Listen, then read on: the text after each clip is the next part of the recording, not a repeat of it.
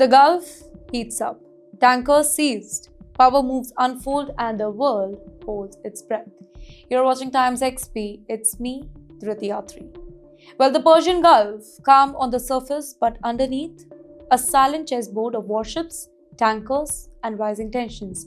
And all of a sudden, two massive oil tankers, they were stopped, they were surrounded, they were taken. Yes, that just happened. Well, picture this. Foreign oil tankers glide through the Gulf waters, routine, predictable business as usual. And then Iran's Revolutionary Guard naval units, they moved in.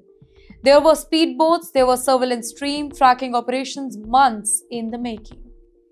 Near the isolated and highly strategic Farsi island, Iranian forces intercept both the vessels. In the meantime, Iranian authorities claim that they discovered over 1 million liters of diesel fuel suspected of being smuggled. 15 foreign crew members were detained and handed over to judicial authorities. Well, no official flags were revealed, no crew identities revealed, only one message delivered loud and clear. Iran is watching the Gulf, every inch of that. Then comes the oil war that nobody really talks about. Pause for a second. Why would oil smuggling matter so much to Iran right now?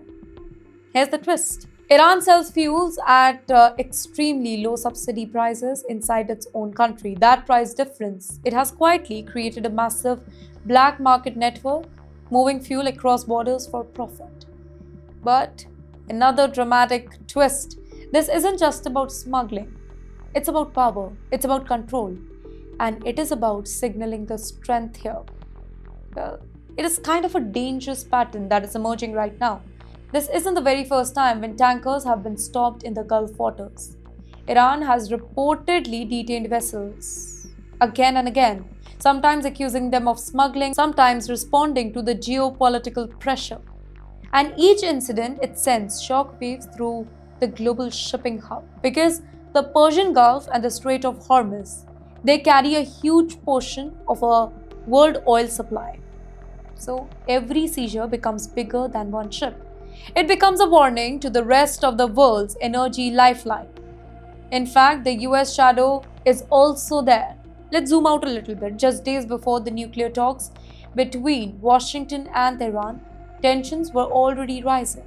Military patrol were increasing, warships were quietly repositioning, and suddenly this tanker seizure, it unfolds. Well, the US also had previously intercepted ships suspected of carrying sanctioned Iranian oil, creating a very silent tit-for-tat maritime battle in the international waters.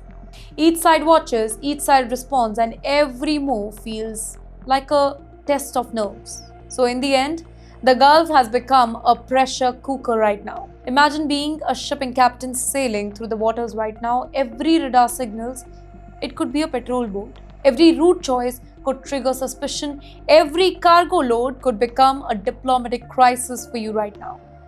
And the stakes, well, they are going to be massive. If stability spreads across Strait of Hormuz, global oil supplies could be shaken overnight, fuel prices could spike, and economic shockwave, it could spread across the continents.